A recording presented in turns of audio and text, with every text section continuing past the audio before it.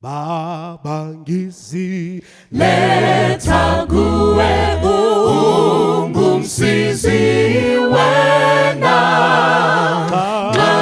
ngizisitanga kuwe ingayanga pina namhlanje ngiyakholwa uJesu ngifele wachitha igazi lakhe ukungikhulula ngiyakholwa ndodaneni engipha amandlayo konke ukweswela kwami ugcwaliswa yiyo qalisiwa ukholwa kwami ivusa amehlo mangamukeli isipho sami ngiphiliswe ngaso namhlanje ngiyakholwa uJesu ngifele wachitha igazi lakhe ukungikhulula namhlanje ngiyakholwa uJesu ngifele wachitha igazi lakhe ukungikhulula. Mark chapter 6 verse 45. Pakarepo akagombedzera vadzidzi vake kuti vapinde mugwa vamutungamirire kuyambuka mhiri Bethsaida, iye achiendesa vanhu vazhinji. Akati aonekana navo, akaenda mugomo kunonyengetera. Ava madekwana, igwa rakanga riri pakati pegungwa, iye ari oga panyika. Zvino akati achiona kuti vanotambudzika nokukwasva, nekuti mhepo yakanga ichivadzivisa, nenguva inenge yechina yeusiku, akauya kwavari achifamba pamusoro pegungwa, akada kupfuura. Zvino vakati vachiona kuti achifamba pamusoro pegungwa, vakati chidzimudza ngara, vakada kukuridza mhere. Nokuti vose vakamuona, vakamanikidzwa. Akataura navo akati, tsungai mwoyo, ndini, musatya. Akakwira kwavari mugwa, mhepo ikanyarara, vakashamiswa kwazvo kwazvo mumwoyo yavo. Mwari kudenga akomborere kuverengwa kweshoko rawo. Tiri kusangana naJesu musi wanga apedza kuwanza zvingwa zviya zvanga zviri 5 nehove 2. Zviri kunzi vanhu vapedza kudya, Jesu unotaura nevadzidzi, actually unovagombedzera kuti vapinde mugwa vaende kumhiri, vaende pakananga neBethsaida. Mubvunzo wandakaita paverse 45, Jesu shuwa here kunzi agombedzera vanhu? Ichokwadi here kuti Jesu unoita vanhu vekumanikidza kupinda mugwa? Ko, zvafamba sei nhasi kuti vadzidzi vakuita zvekumanikidzwa naJesu ari kutaura? Ndoda kutenda kuti kana Jesu akataura, vanhu vanoita zvaataura nekukasika. Asi musi uyu unoita vekugombedzera kuti vapinde mugwa. Chii chakaitika musi uyu kuti Jesu agombedzere vanhu? Mhinduro yacho unoiona kuna John chapter 6 pavhesi ya 15. Zvinonzi vanhu vakaonekwa naJesu kuti pfungwa dzamusoro mavo hadzisiridzo. Zvinonzi vakada kuuya kuti vamutore nechisimba kuti vamuite mambo. Seiko vakada kumuita mambo? Ndo mubvunzo wemuparidzi. Zvinonzi vakanga vaona aita bipi rekuwanza zvingwa 5 nehove 2. Vakati vakagara vakati uyu akakodzera kuita mambo. Chikonzero nei? Ane simba rekuwanza zvingwa. Ndine mubvunzo nawo nhasi, ndiri pana John chapter 6 verse ya 15. Musi wakamutsa Lazaro kuvakafa, hapana nhoroondo yekuti vakada kumuita mambo.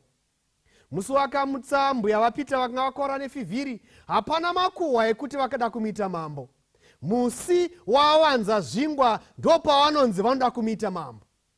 Regai nditi chechi yaMwari itsika yevanhu yekuti vakaona munhu anogona kuwanza zvingwa vanomuita mambo.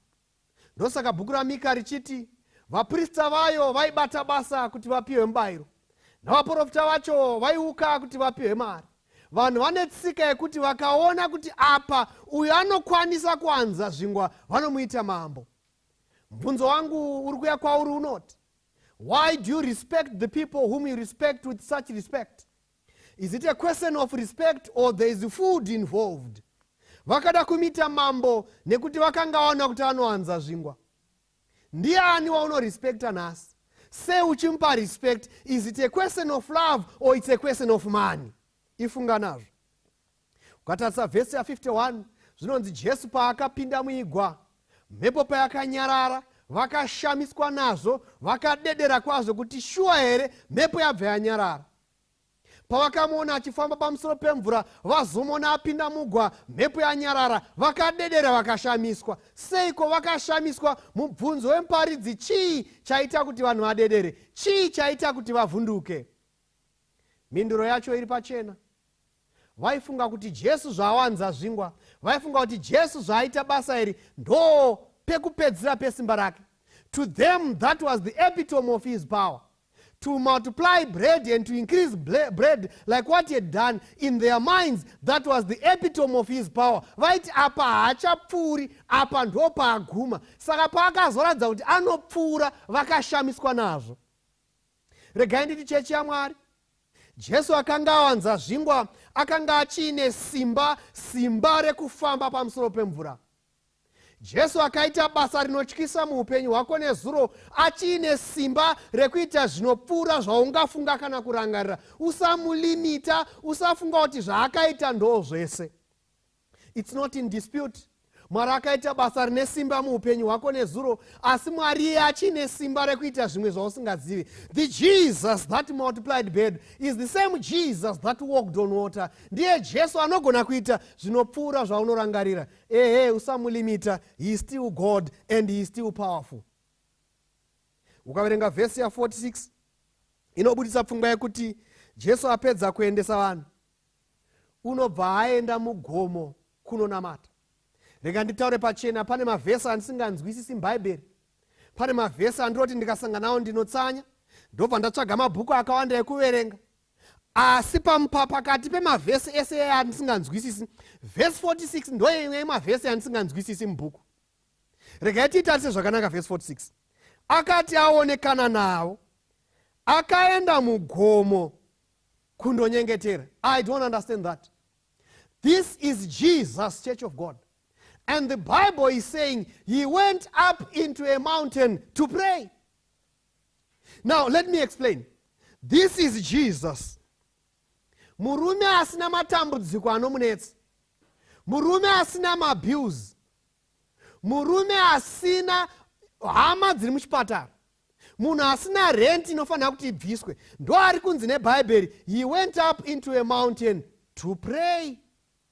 Akaenda mugomo kunonamata. Asi nhasi tine vanhu musangano. Nhasi tine vanhu vane matambudziko mazhinji. Havasati vaziva kuti fees ichabvepi. Havasati vaziva kuti mari yemabhiuzi ekuchipatara ichabhadharwa nani. Havasati vaziva kuti mari yechikoro ichabvepi. Ivo pachavo vari kurwara. Vane hama dzisiri kuita zvakanaka, asi havana mati. Vanoshuvira kukunda, vanoshuvira kufamba pamusoro pemvura dzeupenyu hwavo, vanoshuvira kukunda mhepo dzavasangana nadzo, asi havana mati. Pano tiri kusangana naJesu achienda kunonamata.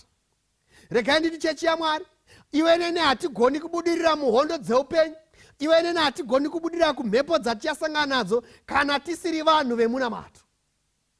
Mumwe munyori werwiyo anobvunza mubvunzo, how long has it been since you talked to Jesus? How long has it been since you searched his face? You know what? He is longing to hear and is waiting to see you and I every day in prayer. My question is, when was the time that you sought the face of Jesus in prayer? I'm not talking about family prayer, and I'm not talking about that prayer that we do at church. I'm talking about personal, private prayer. Kutonamata uri wega, kumbosiya mhuri yako wotombonamata iwewe uri wega. Nekuti vhesi riri kuti akati aonekana nevanhu akaenda kunonamata. Saka iwe wakapedzera rini kunamata uri wega, kuva nenguva naJesu uri wega. Handisi kutaura munamato wegroup, handisi kutaura munamato wemhuri, asi paunoenda wega pachikona kunonamata. Jesu ari Mwari ainamata, asi vanhu vanhasi havanamati. Vanoshuvira kukunda, asi havana nguva yemunamato. Vachagokunda seiko kana vasinganamati? Vachagofamba pamusoro pemvura seiko kana vasinganamati? Nyaya idzo dzinopera sei kana vasinganamati? Jesu wainamata, iwe seusinganamati. Zvanzi akati ayaonekana nawo, akaenda mugomo ari oga akandonyengetera. Verse 47 ngatitarise. Ava madekwana, igwa rakanga riri pakati pegungwa, iye ari oga panyika. Tarisa verse 47.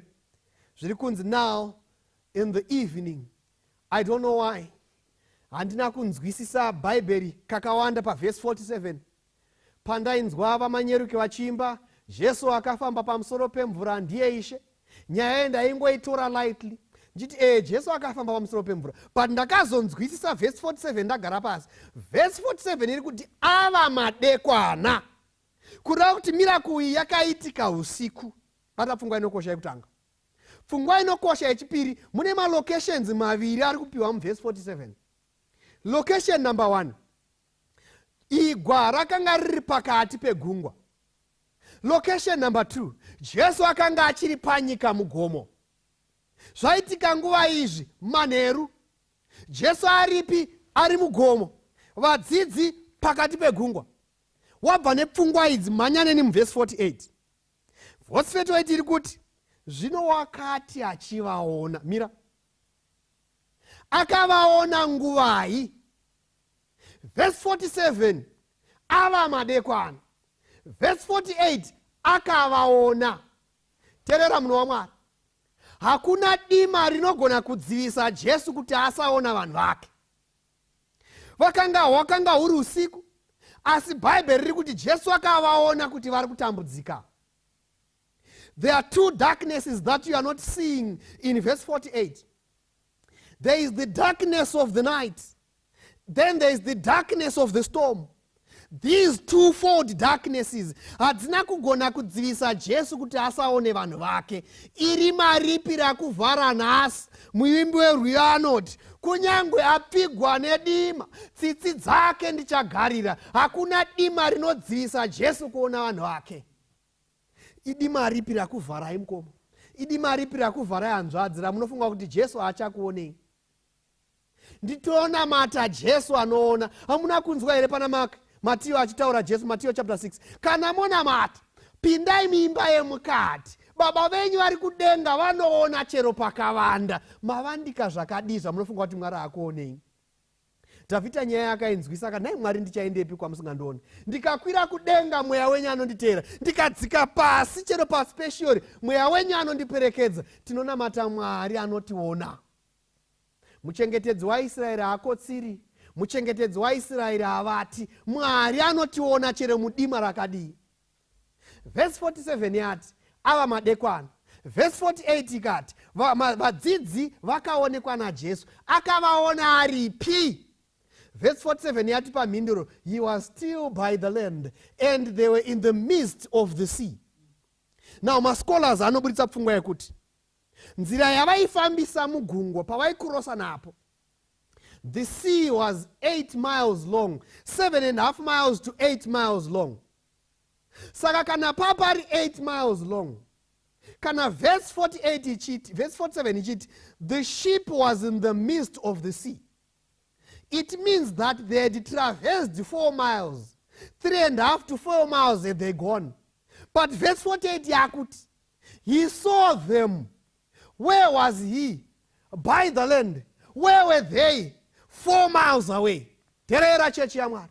The distance, no matter how great it was, could not deter Jesus to see his people.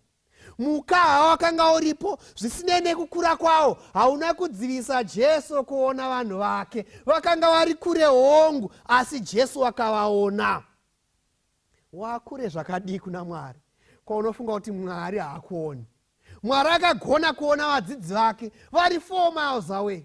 Anogona kukuona wanyaenda kwakure kwakadii kwaunofunga kuti Mwari haakuoni. We worship a God who is keeping watch over our souls. Mwari ari kukuona chere muCovid. Mwari ari kukuona chere kumba kwako. Matambudziko auinawo Mwari anomaona. Verse 48 tarisise zvakanaka. Tichiri paverse 48. Zvino wakati achiona kuti vanotambudzika nekukwasva nekuti mhepo yakanga ichivadzivisa. Dzokodza paverse 48. Zvino wakati achiona kuti vanotambudzika nekukwasva makandei mhepo yakanga ichivadzivisa. Mira, akaona kuti vari kutambudzika vanani? Vadzidzi vaJesu. Rega nditi chechi yaMwari, kana kuine vanhu vatinotarisira kunzi avanzi ava havana matambudziko, ishamwari dzaJesu. Mupfungwa dzedu tinofunga kuti vanhu vanotamba naJesu vari padhuze naye havasangane nemhepo. Vanhu vari pana Jesu vari padhuze naye havatarisane nekutambudzika. Asi verse 48 iri kuti shamwari dzaJesu. Peter, James and John included the inner circle. Vakanga varimo asi vakasangana nemhepo. Ushamwari hwavo naJesu, kuva padhuze navo kwavakanga ari, hakuna kuvadzivisa, hakuna kuvhara matambudziko enyika. Unogona ngori nhengo yeprayer band, mufundisi, elder kana mudhikoni, mai vanotungamira women's ministries, zvinogona kudaro matambudziko anouya kunyangwe kushamwari dzaJesu. Musafunga kuti kana maakutamba naJesu maapedyo naye mhepo hadziuyi. Imi mirai, atanga gwendo ugu ndiani? Ndiani kwamboti endai mhiri? Verse 46 yati atovaita vekumanikidza. NdiJesu amanikidza vanhu kupinda mubhoti. But bhoti ramanikidzwa negwendo gwatangwa naJesu kunosangana nemhepo. Musafunga kuti kana muchifamba muchiKristu hamusangani nematambudziko. Fambai makachenjera. Tiri mukati menyika yehondo. Matambudziko anouya kunyangwe kushamwari dzaJesu. Garai makagadzirira kusangana nemhepo kana muchifamba naJesu. Munyori anoti they that live godly shall suffer persecution. It's possible kuti tisangane nematambudziko chero tiri shamwari dzaJesu. Munyori werwiyo anoti kana nzira yako ine minzwa, funga kuti ndiani akaitakura. Tichasangana neminzwa vana vaMwari kunyange tiri shamwari dzaJesu, chero tichiswera naye, chero tichitamba naye. Minzwa nerukato zviri munzira yedu. Verse 48. Zvino wakati achivaona nekuti vakanga vachitambudzika nokwasva nekuti mhepo yakanga ichivadzivisa nenguva inenge yechina, akauya kwavari. Mira izvo. Unogona kufunga kuti tiri kutaura nyaya yedambe pano. This is a life threatening situation. Vamwe venyu panapa tikati handei kuswimming munotya. Kutopinda mvura chaimo munotanga maona kuti inonyudza kusvika papi, munotya mvura hamwidi kuiona. But ava varume hawazi muswimming pool ba. Hapana malife savers akatarisa akudongora kuti pana akunyura here. This is a sea. Ende vakachikakepisiza chikepe ichi kutofa. And I don't know what is in the sea. Maybe crocodiles are there. I don't know what's in the sea. Maybe hippopotamuses are there. Maybe sharks and whales are there. They are in a life-threatening situation. And Jesus is just watching them, only to come when it is the 4th watch of the night. Wait a minute, what is a watch, my pastor?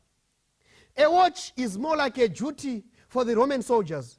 Rakanga riri duty raitwa nemaduty echiroma.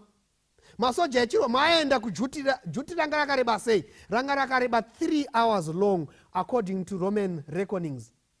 One watch 3 hours. Saka a watch yaiverengwa na6 manheru ndopa itanga duty. Saka Bible pari kuti he came the first watch, akauya nguvai, ngatidzironde.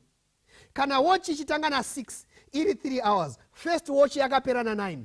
They are in a life-threatening situation. Jesus is watching them. He did not come. 3 hours dapera. A second watch started at 9. It ended at 12. Jesus was watching them. He did not come. The third watch started at 12. It ended at 3. It is now the third watch. He did not come. Only when it was the fourth watch of the night. 9 hours. They were toiling in rowing, but Jesus did not come. 9 hours in a life-threatening situation, but they kept on keeping on. Ndiri kuti unogona kugara in a life-threatening situation for a long time, but thank God you come when he sees it's now fit. Let me tell you, Church of God, there are times when I wanted him to come and he never came. There are times when I said, Lord, please come and intervene. Mwari uyai mupindire, and he never came. He never came when I wanted him to come, but when he came, he was right on time. He is but an on-time God. Ndi Mwari anouya nenguva. Ndiri kuti ichechi yaMwari, zvichida iwewe neni, tinogona kutadza kuona Jesu achifamba pamusoro pemvura dzeupenyu hwedu. Chikonzero chi? We give up the first watch of the night. Maybe you and I may never see Jesus walking upon the storms of our lives because we give up the second watch of the night.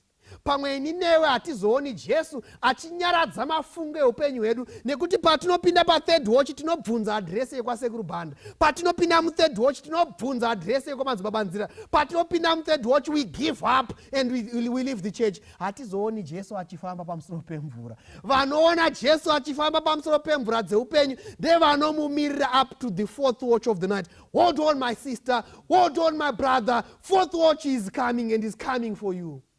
Why don't you hold on? Hamuna kuverenga rugwaro here. Richiti, he who endures unto the end is the one who is going to receive the crown. Hamuna kuverenga kuti unotsungirira. Inzwai shona, unotsungirira. Makambonzwa munhu achiti anza ice cream yanga yawanda takazotsungirira, takatsungira kuipedza. Hatitsungiriri pa ice cream. Panotsungirirwa pamhiripiri. Saka anotsungirira. Acharamba akabatirira in life-threatening situations. Ndiye achapiwa corona. Ndiye achaona Jesu achifamba pamusoro pemvura dzeupenyu hwavo. Tiri paverse 48 hatibvipo. Zvino wakati achiona kuti vanotambudzika neukwasva, nekuti mhepo yakanga ichivadzivisa, nenguva inenge ichine usiku, akauya kwavari. Mirai zvisho. Jesu kwaakuuya kwavari. Mirai cheche yaMwari. Mirai zvisho. Ndine mubvunzo kuna Jesu. Mubvunzo wangu ndewekuti wawirei Jesu. Mirai zvisho. Kana tomboti, just imagine for a while, tomboti une simba iwewe, une simba. Simba rekunyaradza kana rekudzima moto. Wobva wafonerwa uri kubasa. Kunza mhanyai kuno imba iri kutsvaka kuti onai zvamungaite. Iwe uchiziva kuti une simba rekunyaradza moto. Zvakangwara ndezvipi? Uri kutauni kumba kwavo kuchitungwiza. Chakangwara ndechipi? Kunyaradza moto uri kuchitungwiza. Uri kutauni moto uri kuchitungwiza pane kudriver 20 km dzese. Sense dzinoti unogona kunyaradza kana uine simba uri kwauri, wozongoenda una damage yaitwa. Ndiri kuti Jesu kutouya kwaakaita, he was more like lengthening their discomfort. Jesu akanga aine simba rekuti ari mugomo imomo ongoti mhepo nyarara, uye wozouya mhepo yanyarara. Saka chii chaawira asi asina kuda kunyaradza mhepo ari kugomo, so that he is not lengthening their discomfort. But ndakati ndichifunga pfungwa idzi ndikaona kuti Jesu akangwara kupfuura ini. Jesu une zivo. Jesu akaita hake akatouya achifamba pamusoro pemvura yacho. Maka ndei ndakaita mhinduro mbiri. Mhinduro yekutanga ndakaona ndeyekuti dai Jesu akanyaradza dutu ari kunyika mukoma wangu, paizosvika pavakomana vaimti Rabhi, dai mamuri pano maona zvinoita Peter kana tiri mukati memhepo, zvachita Andrew, zvachita John, James, vakomana shuwa makavatora kumvura, dai vasirivo tingadai tafa. Vakomana vamiramira vamani. So credit could have gone to the wrong people. Let's learn to give credit to God. So Jesus said, this is me thinking, said if I calm the storm whilst I'm by the land, then they're going to give credit to the wrong people. Hamusati mambo wanzwere vanhu achiti da kutotenda mwana wangu ari kuJoni ndiye akazonditumira maranza aya, mwana wangu ari kuUK ndiye akazondibatsira. Iwe shamwari iwe hazi mwana ari Joni. Vangani vane vana vari kudiaspora vasina sendera vadya. Ndi Jesu azevezera mwana yemwana kuti utumigwe mari. Learn to give God the credit. unzwa chinzi apiritsira ndakapiwa nadokta uye hariti apiritsira iwe haazi maantibiotic. Vangani vakamanwa usati wamaziva warire muvhu. Iwe harizi piritsi ndimwari wakupa simba rekupora. Chero tiri mazuva ecovid aya. Iwe face mask pfeka, face shield isa pamusoro, sanitizer ita social distance. At the end taura kuti ndiJehovha nekuda kweunyoro hwake tigere kupedzwa. Learn to give God the credit. The other thing that I learned in this narrative, Jesu wawire ndakaidzidza ndakaitarisisa ndikaona kuti itsika yaMwari. Jesus will save us from within our problems, not from without. Saka akada kuuya pavari kuti anzwe zvavanonzwa ovaponesa ari pavari. Itsika yake yekuda kuponesa vanhu ari pavari. Inzwai. Rugwaro runoti akatosiya denga. Akauya akararama nesu. Akanzwa zvatinonzwa. Saka vaHebheru achiti hatine muprista asina kubatikana nezvatinonzwa. We don't have an high priest who is not touched by the feelings of our infirmities, but was touched in all points and was tempted in all points like as we are, and was founded without sin. He pitched his tents next to ours, so that when I say I'm feeling hungry, he knows how it feels to feel hungry. He pitched his tents next to ours. So akauya kuti anzwe zvatinonzwa, kuti atiponese achinzwawo zvatinonzwa. Saka akasiya nyika akaenda mugwa kuti avaponese ari pavari. Mira unzwe. Rega ndikubatsire na Daniel chapter 3. Ukaona Daniel chapter 3, Mwari akatendera kuti moto uveswe. Akatendera kuti upfutidzwe uitwe times 7. Aigona kudzivisa process yekueswa kwomoto. Asi akasiya moto uchiveswa uchienda mberi. Aigona kuti vakomana ava vasakandike mumoto, vangodisappear vashaike. Hamuna mboverengere nguva imwe yanzi Jesu akangodisappear akangonyangadika pakati pa. Mwari aigona kuti vakomana vangonyangadika vaende. Mwari aigona kuti vakomana vatatu aya vasasimudzike. Panonzi simudzai mawakande moto, onzi vakomana havasi kusimudzika vari kurema ivava. Kotsvagwa kireni dzeBhabhironi dzotoponja onzi vasiye vakadaro kuradza simba raMwari. Asi anovatendera kuti vakandwe mumoto, kuti avaponese ari mumoto. So he left heaven to be with them in the fire, so that he can be the fourth man in the furnace. He left heaven so that he can save them from within their problems, not from without. Chausiri kuona iyo ndechekuti dambudziko rako rinogona kuita segwezvo rinogona kuunza Mwari. In this your problem, dana Mwari kuti Mwari uyai muproblem yangu. Mwari nditendere ndipinde muproblem ndinemi. Saka Jesu akatosiya program yekunamata kwakuenda pane vakomana kuti avaponesa ari pavari. Zvanzi neverse 48 hatibvipo. Hanzi nenguva inenge yechina usiku akauya kwavari achifamba pamusoro pemvura, pamusoro pegungwa, akada kupfuura. Rega ndipa translate zviri nani. He came walking upon the sea and would have passed. Saka zvonzi Jesu akauya achitofamba pamusoro pemvura, anga akuovateka bhoti rachiri vakomana. Unzwa. Kuri kubva vadzidzi nekuri kubva Jesu inzvimbo imwe chete. They are coming from one point. So it means the wind was contrary both to Jesus and to the disciples, but it was not contrary to Jesus. Yes, I said that. It was contrary to both Jesus and the disciples, but not to Jesus, because the resistance of the wind was very small with the drive that Jesus had. He almost overtake them. Why? Because akanga aine simba. Saka dambudziko iri riri dambudziko kwauri kwete kuna Jesu. Stop telling God how big your problems are. Rather, tell your problems how big your God is. Jesus came walking on top of their problems. He can come walking on top of your problems. Let's move on. Verse 49. Zvino vakati vachimuona achifamba pamusoro pemvura, vakati dzimudzangara vakaridza mhere. Maona here pano chechi yaMwari. Mwari aunza solution kuproblem yavo, asi vakuona solution yaMwari seproblem pachayo. Rega ndipa translate zviri nani. Vari kuti toita matambudziko mangani. Vakomana, toita matambudziko mangani. Tatine mhepo pakuya futi zvipoko, kandi nhasi tinorarama here. Izvo aiwa, imwe problem yavari funga kuti problem ndo solution yaMwari. zvimwe zvichataurwa naMwari mangwana musazvione sekunge maproblems ndokuita kwaMwari. Achaita zvimwe zvamusinganzwisisi. Don't take God's solutions as problems themselves. There are times when you come to you and saying, on this amount of money that you have, please subtract so that I will multiply. Subtraction of money is a problem on its own, but that's God's solution to the sin problem and the problem of poverty. God's solutions at times are problems if you are not careful. But thank God for those who are not going to misrepresent and misunderstand Jesus. Vakati zimudzangara vakada kuchema. Zvinonzi nevhesi 50 nekuti vose vakamuona vakatambudzika kwazvo. Iye akati kwavari, tsungai mwoyo, ndini, musatya. I love verse 50. I love it. Zvanzi Jesu akati anoparira problem akati kumana musatya ndini. Imi munoziva kuti muBhaibheri mavhesi arimo anokwana zuva rega rega. Each and every day there is a fear not in the Bible. Each and every day. Nhasi chaiche patatoverenga paMwari ati musatya. Muri kumbotyei. Mwari ati musatya. Fear not. Ndini. Chechi yaMwari. iCovid here. iLockdown here.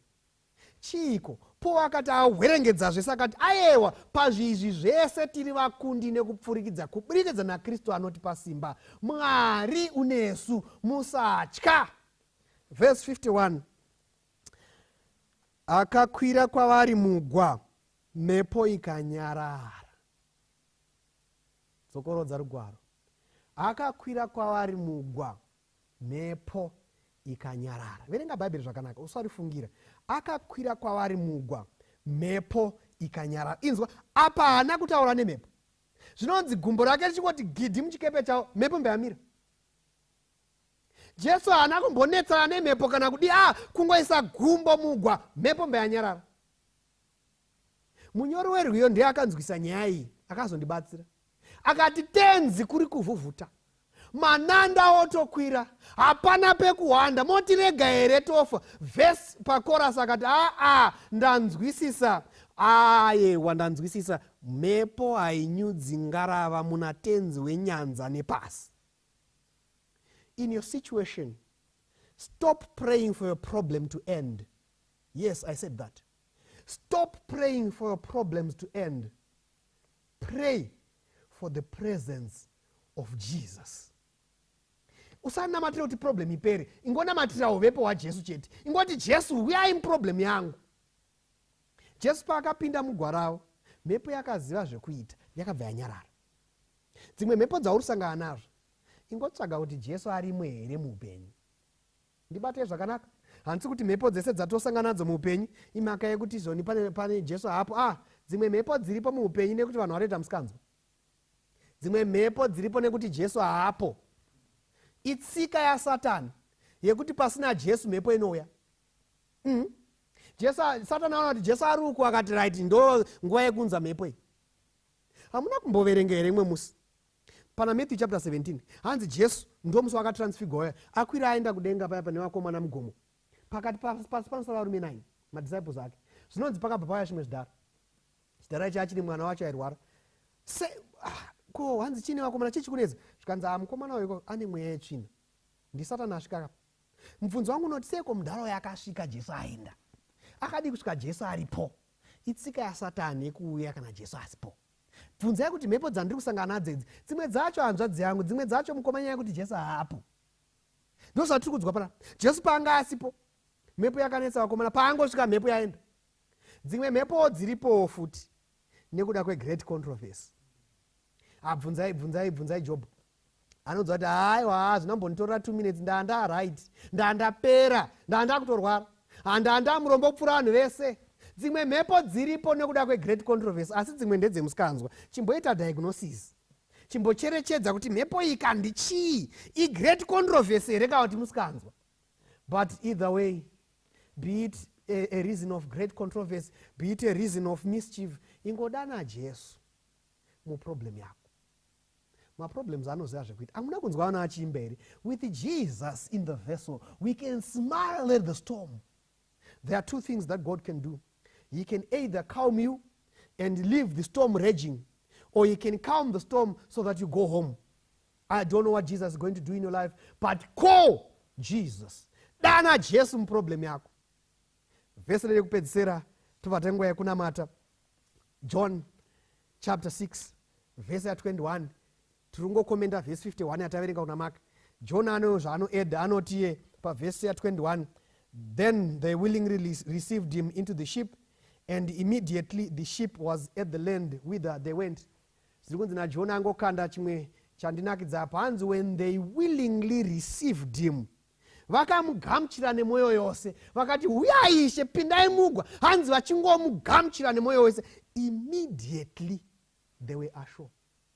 Mira izvo patati paverse 48 tati gungwa iranga rakareba 8 miles, vanga vafamba 3 miles to 4 miles, vashandisa 9 hours.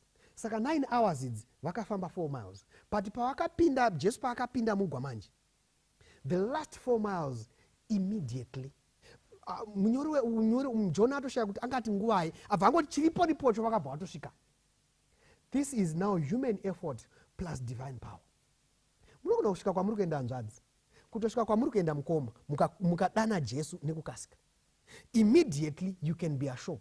Immediately you can dock. What is the secret? Willingly receive Jesus in your life. Mugamuchire nekuda muupenyu hwako. When they willingly received him into the ship, immediately they were ashore. Varipo here vanoti Mwari, ndoda kukugamuchirai nemwoyo wese muupenyu, ndisvike kwandinoenda nekukasika. Dissertation rinogona kutopera nekukasika. Project inogona kutopera nekukasika. Nyaya dziri kunetsa dzemarriage dzinogona kugadzirika nekukasika. Zvese zviri kunetsa zvinogona kugadzirika nekukasika. Washedza Jesu here.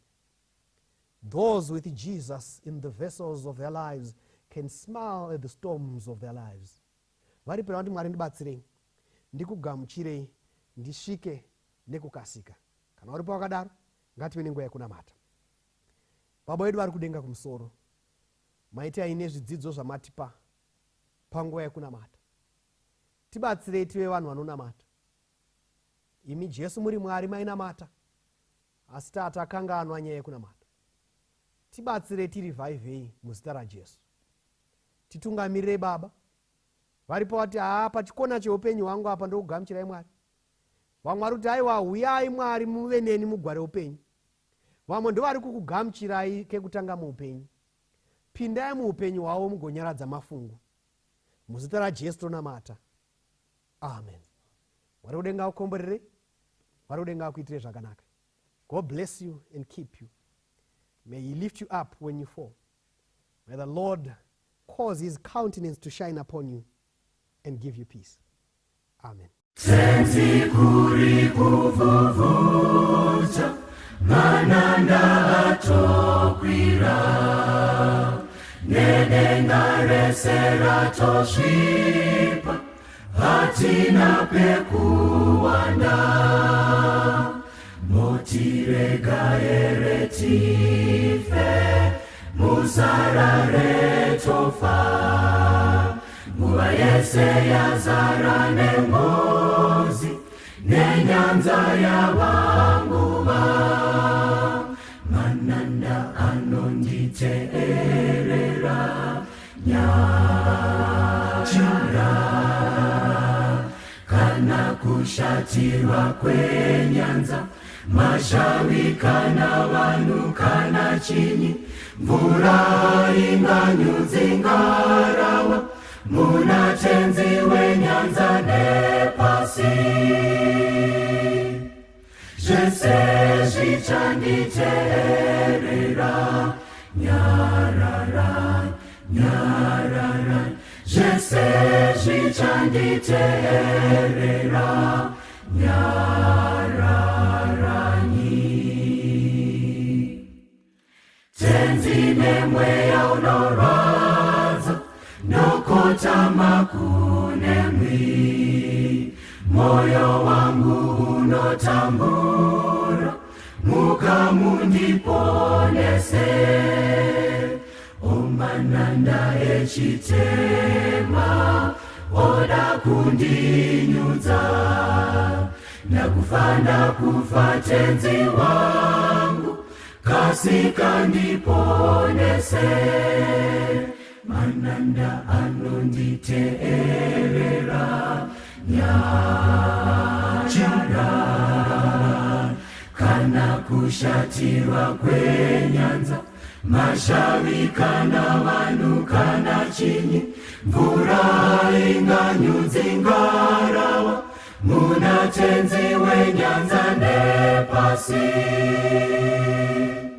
zvese zvichanditeerera nyarara nyarara zvese zvichanditeerera nyararani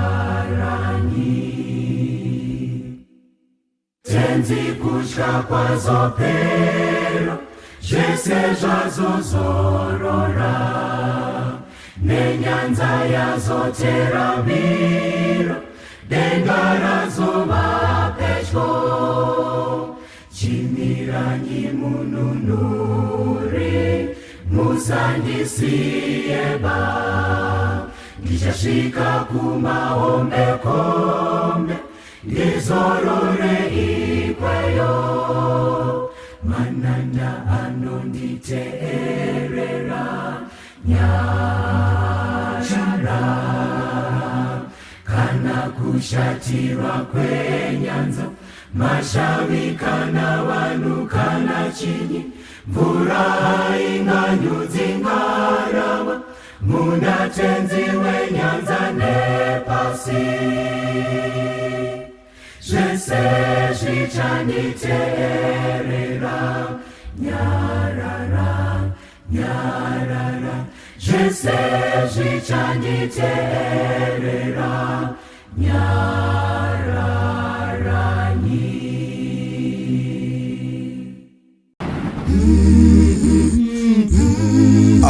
sizophepha kanjani kulezi ziphepho sizophola kanjani kula manxeba abhibhidlayo nguwe Nkosi isimakade isiphephelo sethu wena ulidwalela yethu sizwe Nkosi usisize sizwe Nkosi usisize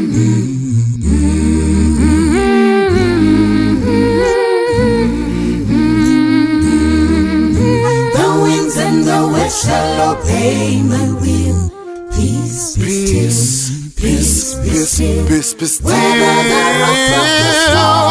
yes, you should just claim peace, peace, peace, still. You better trust and obey.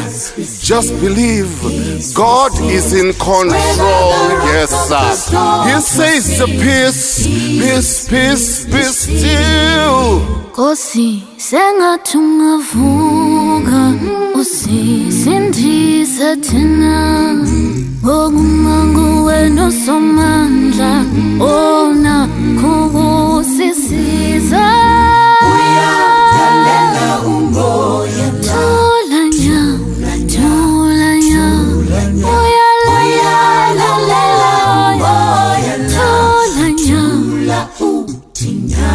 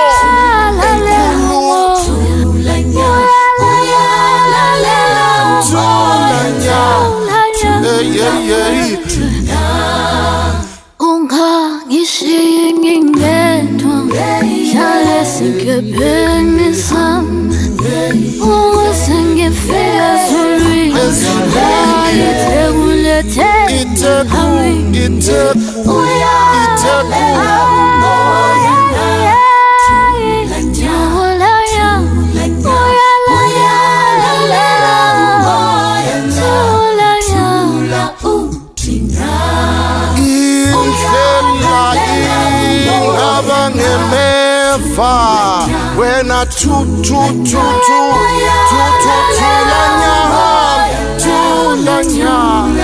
tulanya uthumasize ngonoma Yesu ungasizile sithola kanzima yethula imithwalo empilweni zethu sidlenge engumini somandla kayihambeki indlela imnyama okomgodo ngolamkhawulo awukufa khona kufihliza santando komuntu imitsha yabhuqe ibhuquza santando phezu kwethu inkengane layo idla ubhedu iminyaka iselemana amadolonki intolo amandla kithi du onkosi soba yini thina soba yini thina sizosila kanjani kulezi zicomazi sizophepha kanjani na kula malanga sizophola kanjani kula manxeba abhibhidla sisize Nkosi sisize Nkosi